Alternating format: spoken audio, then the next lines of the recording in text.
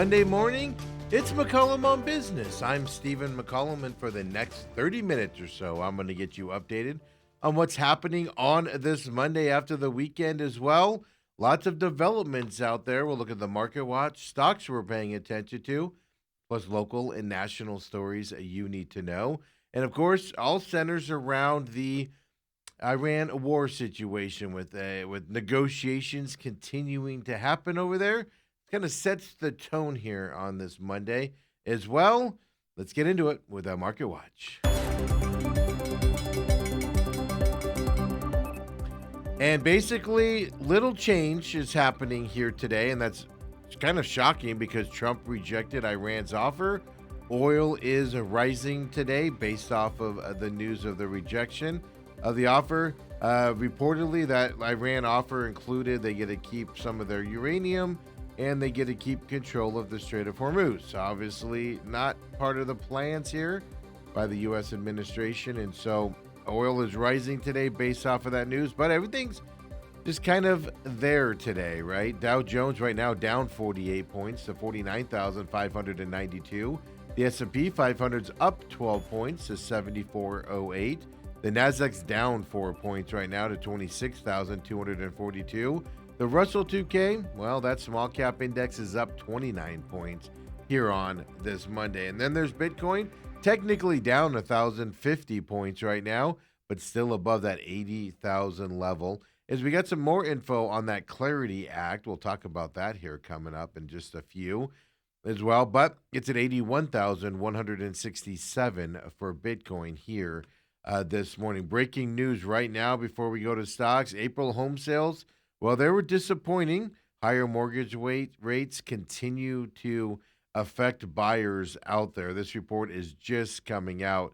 Sales of previously owned homes rose 0.2% month over month in April. Well, they expected a gain of more than 3%. So huge disappointing numbers here on the home side as well. The average rate of the 30-year fixed mortgage ended March in the high 5% range, then shot up huge in April due to the Iran war. So the average median home price in April was $417,700, up 0.9% from the year before. So that's just the highlights there on the housing report numbers that are just breaking right now as well. Stocks that we are paying attention to here on this Monday. First one, and this one is everybody's paying attention to it. Well, it's Moderna, the biotechnology company, and it was up big today, 5.32%, coming back down a little bit, was up, pushing 10% earlier today in early morning trading. This is all because, there's some concerns out there. If you missed it, on that cruise boat over in the Mediterranean, a U.S. citizen did test positive for the hantavirus. Another American had symptoms for the virus, but has yet to test positive for it. And now Moderna last week announced that it was in the early stage development of a vaccine for the hantavirus. That's why they're up big today, is that cruise ship is causing all sorts of fears out there. 5.57% up right now for Moderna based off of that early stage development of the vaccine for hantavirus. Lumentum is the next stock we're going to look at here. We're going to look at them, and they're up 7.05% right now. It's because they're going to join the NASDAQ 100 index starting May 18th. They're replacing a company called CoStar, who's leaving that index. So Lumentum Holdings is going into their place, 6.99% up right now as well. And then since it's Monday, let's look at Monday.com. It's a software company.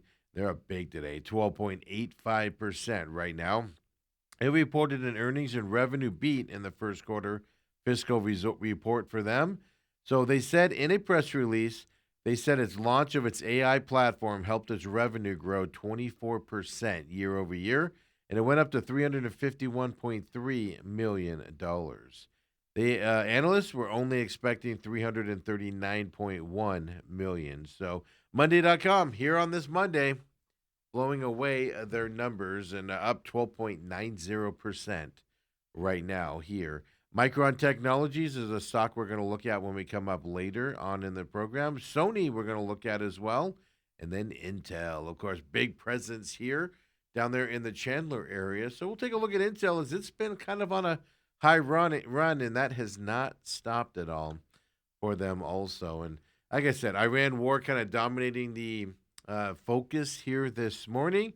The hantavirus issue with that cruise ship is another thing. Hantavirus cases are sparking the surge in pharma and biotech stocks. We just showed you, of course, the big one out there. Brent oil did top $103 per barrel after President Trump dismissed Iran's peace proposal response as well. So all that is happening here on this busy Monday, and let's get into some other things that we are talking about. And I told you earlier we're going to have an update for you on that Clarity Act. Last week we know two senators, a Republican and a Democrat, got together. They kind of worked out and hashed out their differences on the bill, and we knew it was going to move forward as of a week or so ago. But now U.S. senators are set to consider that long-awaited legislation. It's all going to create a regulatory framework for cryptocurrency, and they're going to look at it coming up the end of this week, which it could end a deadlock over the bill that's pitted crypto companies against United States banks. And this is kind of what this comes down to, and both sides are lobbying heavy of these U.S. senators. This is, like I said, they call it the Clarity Act. And this bill, if signed into law, would clarify financial regulators' jurisdictions over the sector, potentially boosting digital asset adoptions, while also kind of hurting another part of this, and that's the stablecoin side of this business. The crypto industry has been pushing for the legislation. They say it's existential to the future of digital assets in the U.S., and it's also, they say, necessary to fix the core, longstanding problems for crypto companies. They also say that the legislation would define when crypto tokens are security commodities or otherwise.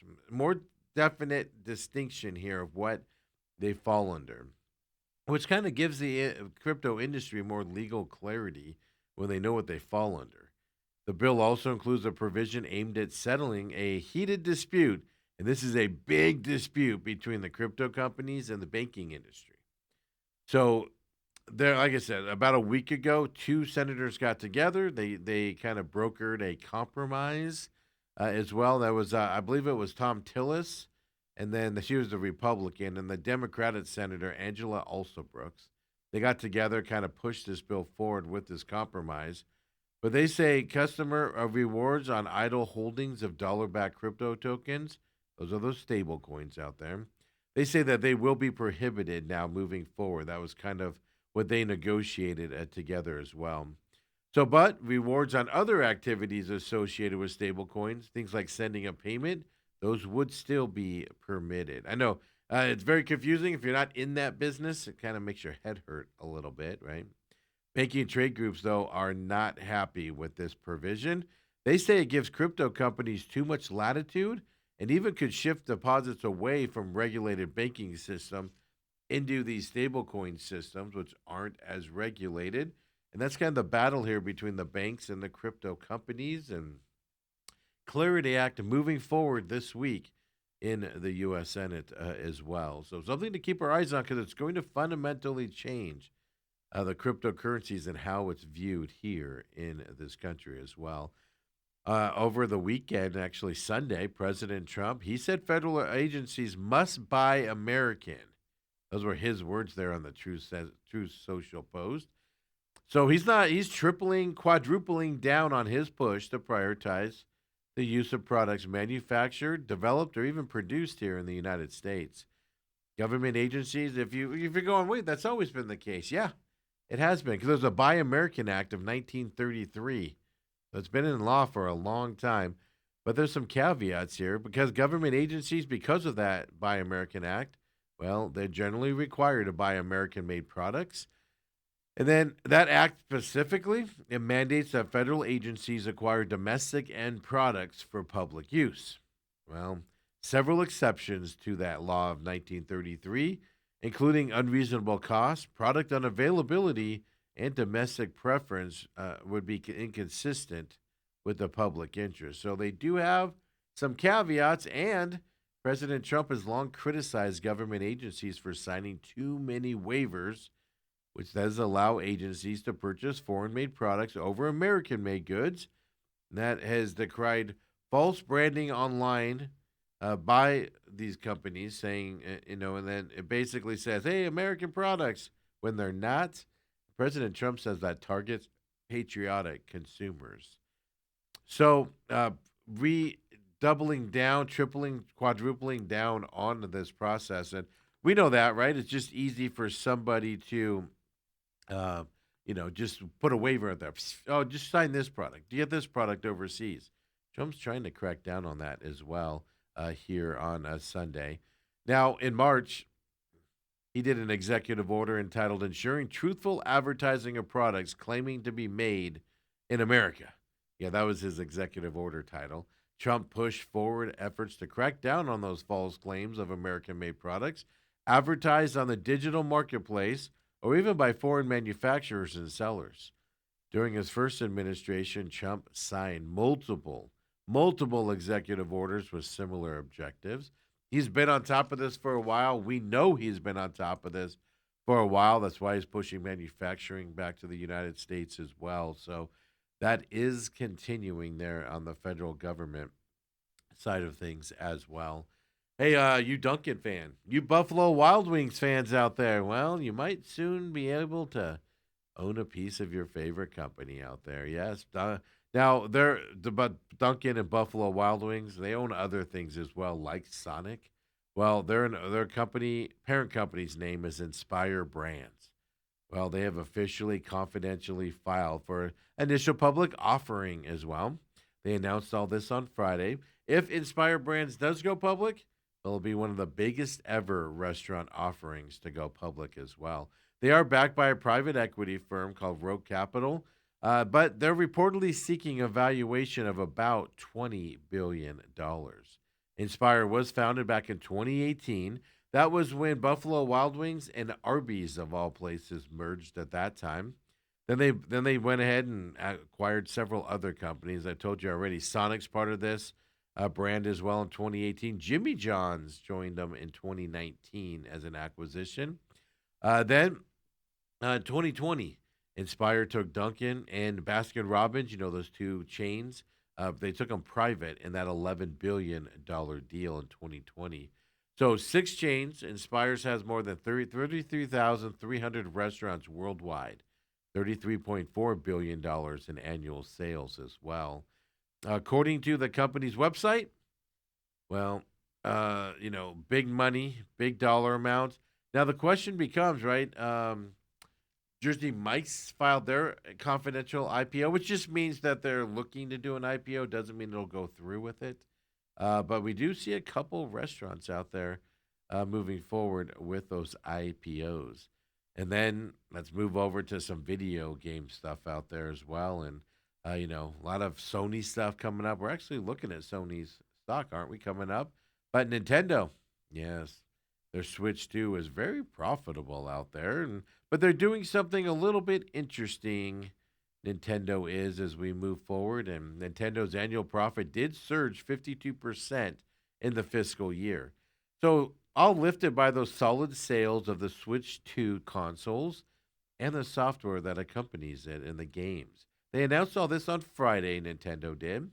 Now, Nintendo, Super Mario Brothers, Pokemon franchises, Zelda, for instance.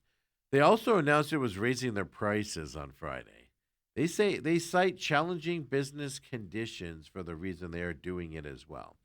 Now, all their reporting is in yen, being a Japanese company. I'm going to do as best as I can the American conversion of it into dollars. But Nintendo recorded $2.7 billion net profit for the fiscal year that ended in March. That's up. Well, I'll tell you this: their yen was 424 billion yen. Well, that's up from 279 billion yen the year before. So 279 to 424 billion yen, folks. All driven by that Switch 2 console. Annual sales, they actually rose 99%. They went to 2.3 trillion yen. That's about $15 billion. And it was only at 1.2 trillion yen just a year earlier. So almost doubling that annual sales as well. And now the demand for the Switch 2 was not only just so stellar, it's also held up over time. But the sales for the first generation Switch did decrease in huge amounts also when the Switch 2 came out. Nintendo said it was raising the Switch 2 price in Japan and America as well. They're saying, quote, in light of changes in market conditions. And they said, after considering the global business outlook. They're not saying tariffs, but they sure are implying tariffs out there. If you are in Japan, for those of you that watch us in Japan, well, you can get a Switch 2 is going to be $382 moving forward on May 25th.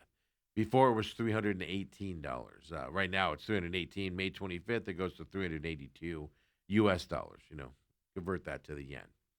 Here in America, well, the price is going to go to $499.99 in September.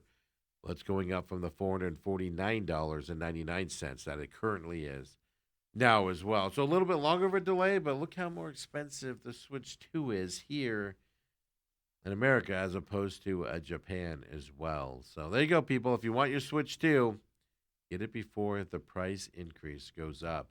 We've talked a little bit about this here on the program and the blue dot fever. I'm going to explain what that is here as well and kind of what, well, Ticketmaster's kind of fighting back a little bit right now on it. So there's this new thing that's come out here this month, end of April, beginning of this month. They call it blue dot fever is what the term is called. So this is about concerts mainly, but other large events that people aren't buying tickets for. So blue dot fever is a term for widespread empty seats, right? You go to Ticketmaster, you go to those sites, right, and you look at them and you see all those blue dots, which means tickets are for sale. So the blue dots on Ticketmaster specifically maps indicating poor sales or nobody buying those tickets and they're available. Well, that blue dot fever is reportedly triggering high-profile tour cancellations. Post Malone had to consolidate his tour a little bit because of low sales and things. Fans and analysts see this as a sign that price resistance and market saturation is going on. Industry insiders, though, they're saying no, not so fast. They oftentimes attribute these cancellations to personal reasons with the artist rather than slow demand out there, right? Yeah, it's easy to go, oh, they had to cancel these tour dates because they're not going to be feeling well in August, so we have to cancel it now. But people are tracking this, folks. People are literally going to Ticketmaster and screenshotting the things, and then when a tour gets canceled, right? They can see how many seats were available and low poor ticket sales, things to that effect out there. So a few details here. Fans are using social media to highlight those vast unsold blue dotted sections on Ticketmaster for major artists. So that obviously is implying and signifying the crisis or lack of ticket demand out there. It's not just small artists either. We're talking about big artists. As I told you, Post Malone canceled few dates in the beginning of his tour as well. Megan Trainor, Jelly Roll has had to move some dates or cancel some dates and consolidate them as well. So we're talking big name artists as well as smaller ones out there as well. So what's technically causing this? Well, we know ticket prices have been going up and up and up and up over the last several years. So the average price of a ticket is $144 in 2026. Well, in 2025, the average was $115. Then you got travel costs, economic concerns, right? And to get to the stages everywhere on the trucks, obviously, is a lot more expensive. The artists and their entourage traveling is more and more expensive as well. But then the economic concerns: who's going to buy these tickets? Who can afford to buy these tickets? Even a saturated market for these artists are fueling the trend out there as well. So, as I said, Ticketmaster and promoters, well, they cite personal reasons for the cancellations, but you can visually attribute this to poor sales, and it's hard to hide poor sales as well today in today's day and age, simply because you can look at the map and see the open tickets out there as well. So Yeah, Ann chimes in and says ticket prices and the cost of merch is ridiculous. Remember Ticketmaster and that Live Nation Ticketmaster antitrust lawsuit? Remember, there were Live Nation executives laughing at people, and they're saying, just keep raising the prices. They're going to pay it. These idiots are going to pay it. Yeah, but we're finally hitting that saturation point of people saying, no thanks, not worth that price as well. And folks, when we come back here at McCollum on Business, we keep it rolling. Don't forget, follow us, TME Media AZ on YouTube, just like Ann is doing here this morning. Check out the show, 7 o'clock. We'll talk more about that when we come back, get you all set up for the week ahead as well. So come on back. It's McCollum on Business.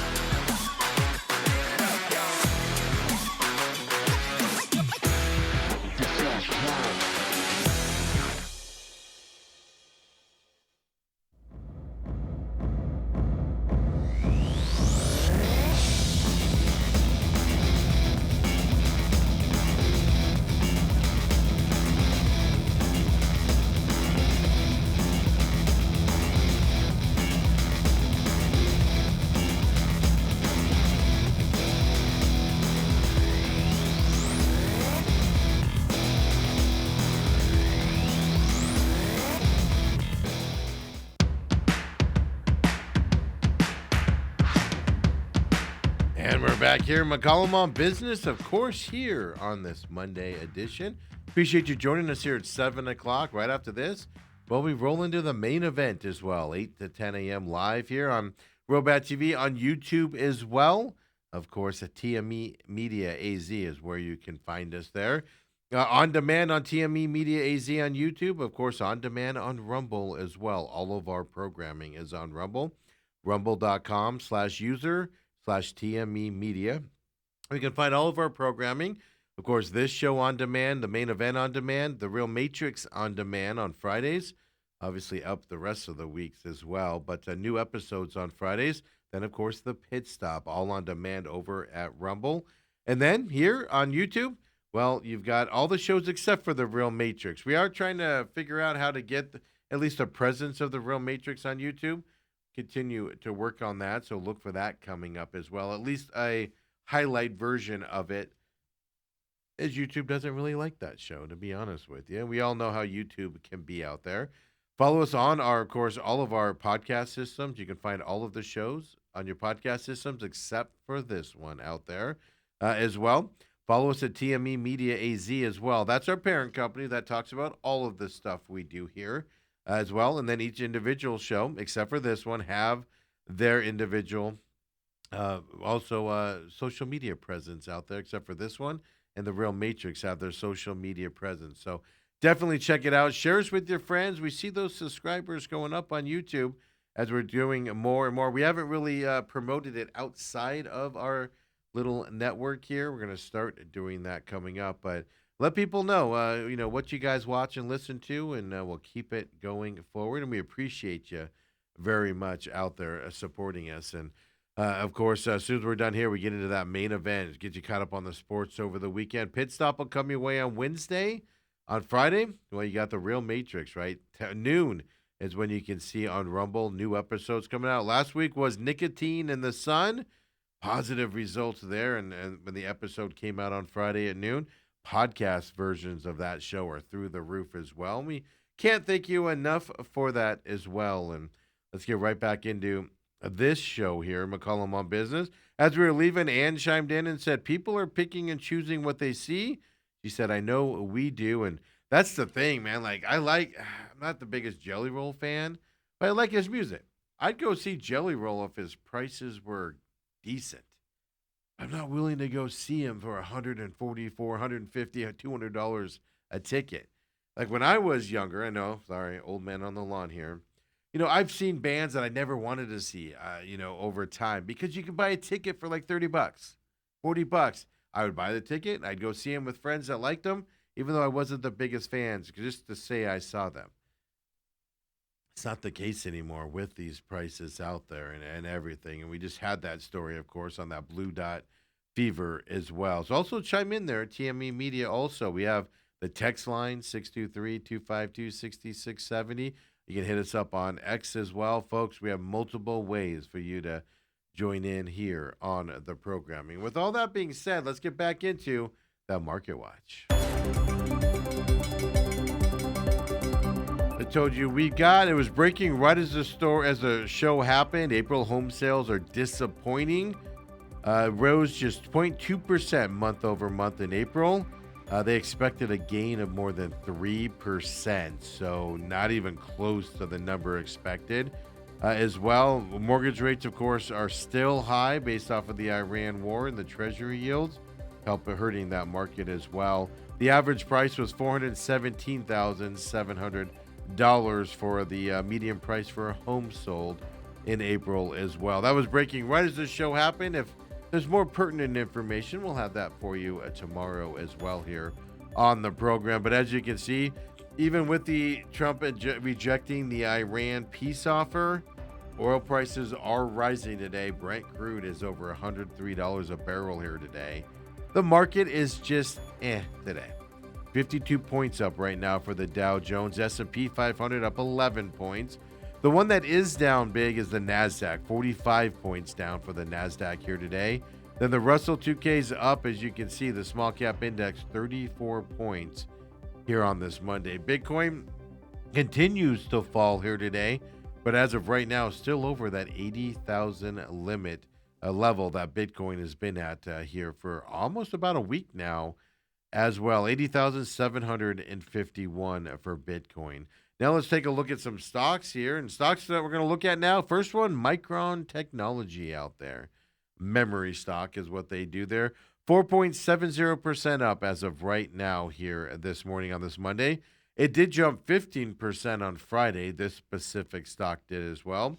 So the memory shortage is why this stock is having this run, 15% on Friday, 5% so far today as well. It's all that artificial intelligence induced memory shortage. It's pushing the stock up because prices go up when there's less stock out there, and if stock becomes a shortage, well, this whole stock for Micron Technology is actually up 77% in the past month as well. So rising high here, Micron Technology. Also, stocks in this field, similar outcomes for them as well. I just chose Micron as kind of our example here this morning. Next, let's look at Sony. We talked Nintendo earlier. Let's talk about Sony here. 6.67% up right now as well. Well, they announced a joint venture with Taiwan Semiconductor Manufacturing Company. What they're going to do is it's a joint venture to develop and manufacture image sensors. So this all came out in a press release over the weekend. Sony said it will combine the company's experience in sensor design, with Taiwan Semi's work-in-progress technology. It's all to improve image sensor performance. Well, Sony Group is up 6.35% here this morning based off of that news as well. And then, Intel. We've paid attention to Intel after their announcement about a week and a half ago or so ago, and huge numbers for them. And there's some deals they're working in their progress. Well, they're up 2.90% right now as well. And Intel, they're following the first quarter earnings report, and it's continuing to go up. So if you want to look at the macro of Intel, well, it's up about 100% from its trading levels before the earnings report. And that earnings report came out on April 23rd. And it's up almost 100% since that date, April 23rd. So Intel continuing to ride the good news of their first quarter earnings report as well for them, and that's good news. A lot of people working with Intel here in the Valley, down there in Chandler, and other satellite offices out there for them as well. So now let's get into some local stories out there and what's happening here around, Arizona, basically. Well, for nearly 2 decades, you guys know this, Desert Diamond Arena out there used to be jobbing.com where the Coyotes played. Well, we know for about 20 years, the calendar revolved around those 41 regular season home games that, of course, the Coyotes and the NHL had to schedule at those times. Obviously, they lost that structure. And I was just there yesterday watching the Rattlers play. Go out there and cover those guys and work with the Rattlers out there. But they haven't played ever since basically April 29th of 2022 is when the Coyotes finished playing there at Desert Diamond Arena. And it was a turbulent 19-year relationship between the city of Glendale and that the Coyotes specifically in that arena. So we basically have 4 years since the Coyotes left there, and they're still adapting to life after the NHL. But Glendale Mayor, now this is from K-Jazz here, by the way. Glendale Mayor did come out and emphasize that the instability with the Coyotes organization that made a very tough relationship between the two entities, including booking other events besides the Coyotes. They're on those 41 dates, right? There's 365 days in a year, and they only had 41 of them.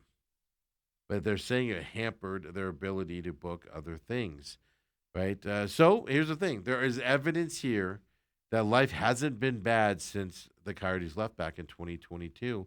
Former city council manager Kevin Phillips, he said the economic indicators have actually improved since the Coyotes left that arena. And it's showing why the Coyotes may have never been the right fit for Glendale, which those of us in the sports world all knew Glendale wasn't a fit for the Coyotes.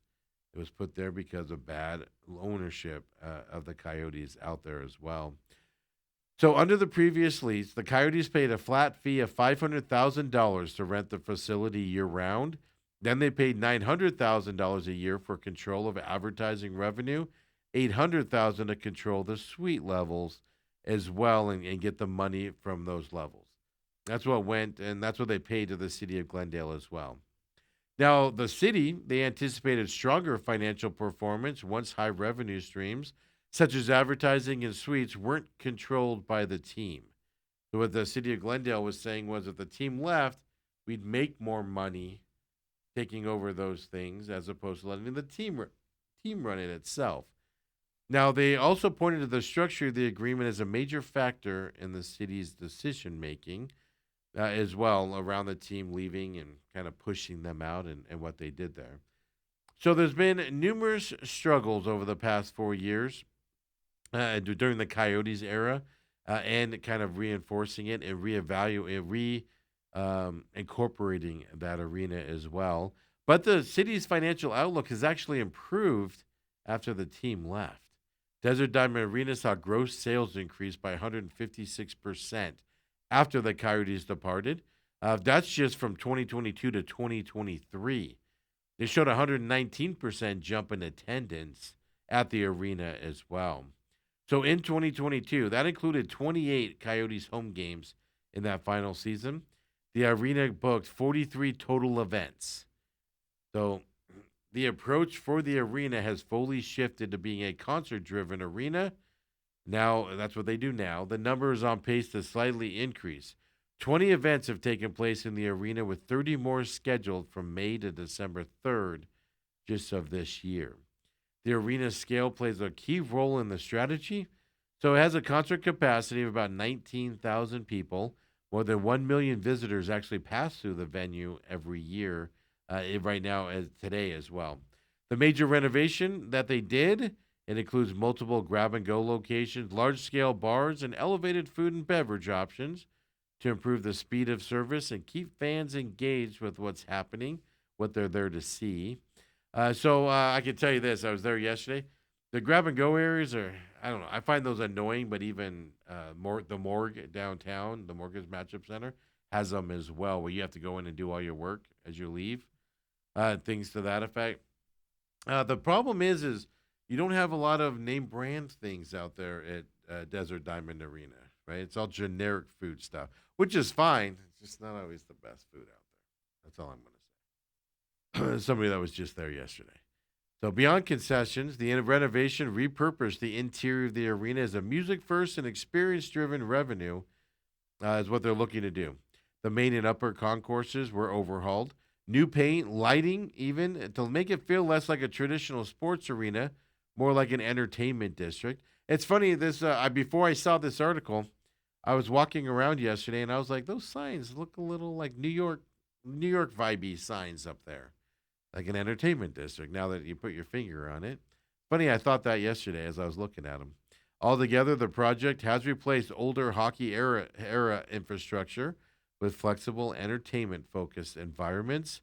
So now they're saying Desert Diamond Arena, well, it should be built for continuous engagement in events, premium seating, social spaces, upgraded amenities.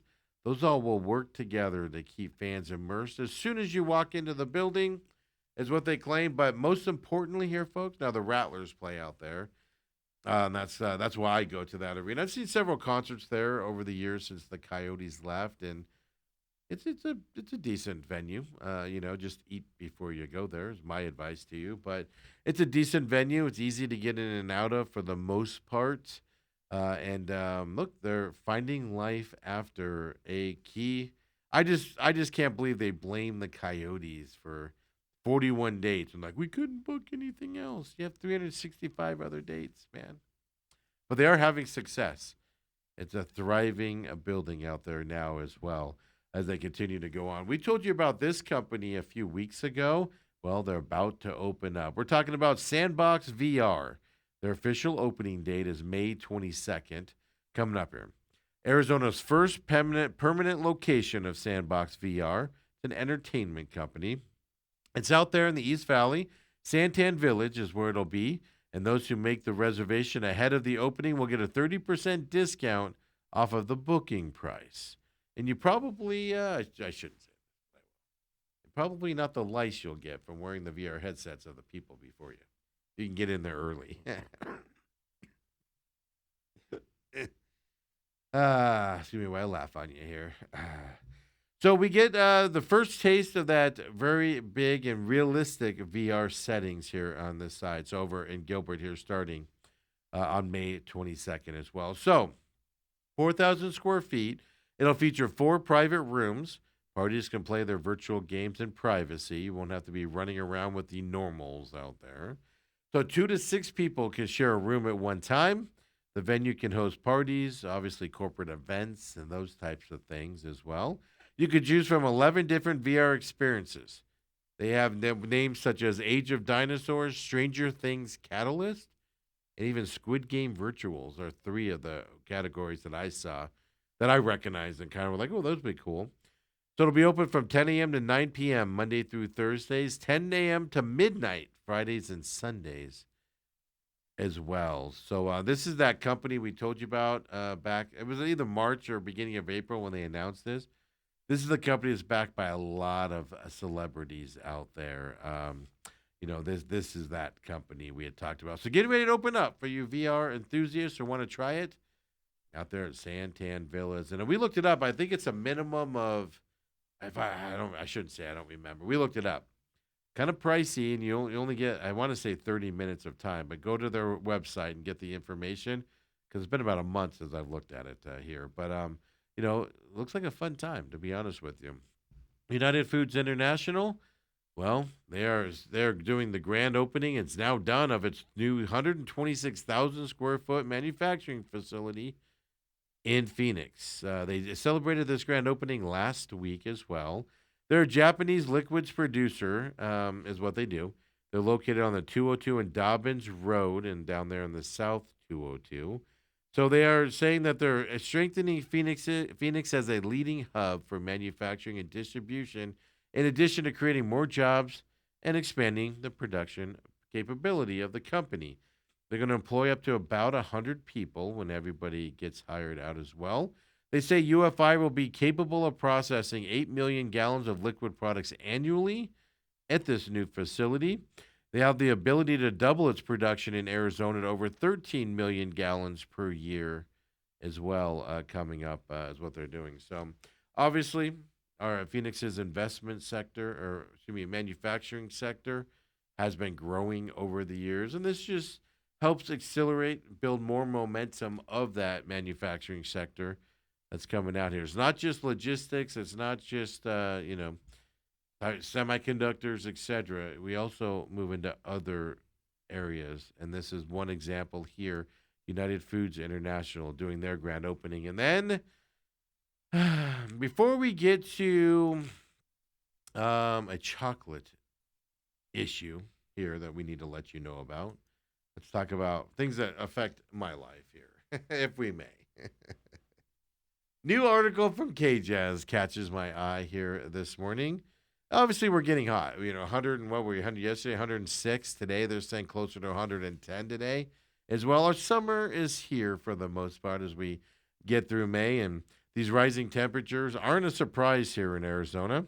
But they say that the temperatures during the summer months, well, it could mean higher costs, more frequent charging for electric, and those electric hybrid car owners as well.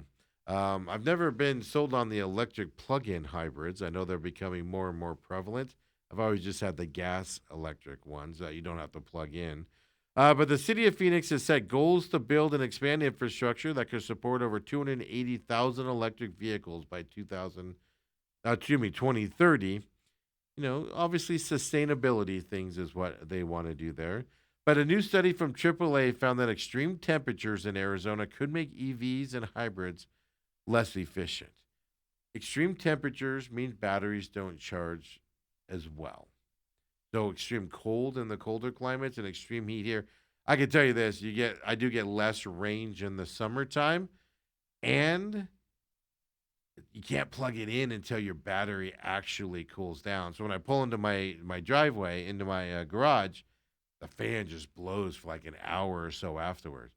I've learned to just leave that unplugged, let that cool down, and then you go out and plug it in. Because otherwise, it draws all the power from the grid as it's cooling the battery down in order to take the better charging side of it. So basically, they say, AAA does, when it exceeds 95 degrees, you lose significant range on these vehicles. And I can't tell you, last summer, because I got it last May, last summer, I noticed a substantial difference in range between summertime and then going into the winter time as well.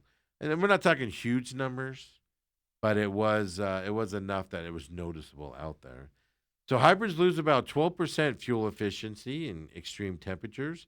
EVs have a 10% reduction in efficiency, 8.5% loss in driving range for EVs, according to AAA. So we've got some numbers here on this as well. So vehicle batteries are the main reason why you've lost efficiency. So like I said, it's kind of like when your phone overheats, your phone will lag a little bit for a while as it's cooling down, etc. Same thing happens, obviously, with these car batteries as well. So now they give you some things to do to mitigate the heat and efficiency loss out there. It's kind of like the same thing with gas. Don't fill up, when it's 110 degrees outside in the afternoon. Fill up when it's cooler out, because otherwise it's all gas vapors in that tank that you're getting into your car as opposed to the liquid. Less liquid going in, right? They tell you to do that as well. So there you go. And by the way, their solution: more frequent charging, less driving during the heat. Well, thank you. We'd all love to drive less in the heat here, but you can't. You can't help yourself at times, right? And then finally, Spring and Mulberry. If you know them, the chocolate bar maker, well, they're expanding its recall of select chocolate bars. It now includes all 12 of its product lines. Folks, this is a big deal. Salmonella contamination is what they are saying out there. Federal regulators said on Friday it's the second widening of the recall affecting this company. They're known for sweetening its chocolate bars with dates, is what they do. Well, if you got them, pay attention. Search for Spring and Mulberry. If you eat these candy bars or you have them, make sure you're not part of the deal, because it's a big deal if you do get salmonella out there. You do not want that as well. Before they had said 8 eight candy bars, excuse me. They've expanded that up to 12 flavors listed by the company. So they added blue orange, coffee, pure dark, and sea salt are the ones they added to the original 8 out there as well. So the first 2 rounds they affected mint leaf flavor, Earl Grey, lavender rose, mango chili, mixed berry, mulberry fennel, pecan date, and pure dark minis as well. They are still all part of this recall if you eat these products. There's a ton of lot numbers that you could look at on the box or the inner wrapper. So just do a Google search on spring mulberry if you eat these candies. Just wanted to make you aware of that as well. I know they're popular. I know people love them. But don't go get salmonella poisoning because you like them that much. Folks, we'll be back tomorrow, 7 a.m. as well. For McCollum on Business, come and join us, would you? We'd appreciate it very much. We're going to roll into the main event here, 8 to 10 a.m. live as well. Papa Mike says, here comes the important stuff. Things that affect Steven's life. Yeah, that's the reason that story was in there. The EV story. I get less range and it costs more to charge. You have to know these secrets, man. Papa Mike also says, wow, the too hot to charge would be a big problem for me while traveling. No, it'll charge. It just charges at a slower rate while it's cooling down as well. So, you can still charge in that time frame. It just goes a little bit slower. You can still charge when your battery's got the fan blowing and stuff. But hey, let's get out of here, get into the main event. We'll see you over there, folks. TME Media AZ. Don't forget, give us a follow on YouTube. You're going to want to, as well as X as well. We'll see you tomorrow, everyone. Tuesday's edition, McCollum on Business tomorrow. Everybody have a great Monday night.